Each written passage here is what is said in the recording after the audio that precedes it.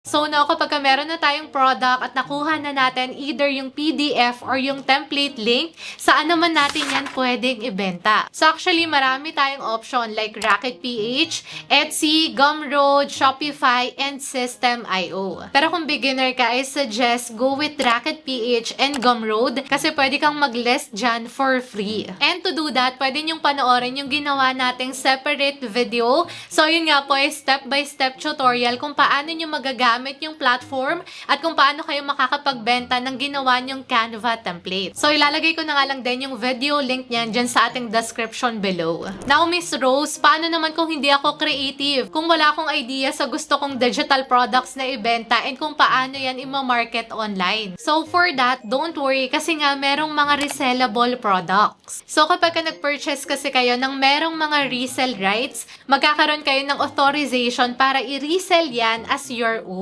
So, no need na to create your own kasi ginawa na nila yan for you. And to give you option, pwede nyong i-check yung mga resellable Canva templates na ginawa natin. So, ilalagay ko na lang din yung link niyan dyan sa ating description box below. So, ayun learners, I hope nakatulong sa inyo itong step-by-step tutorial kung paano kayo makakagawa at makakapagbenta ng sarili nyong Canva templates. So, kung may question kayo, feel free to comment below or just message me directly on Instagram at Pera University.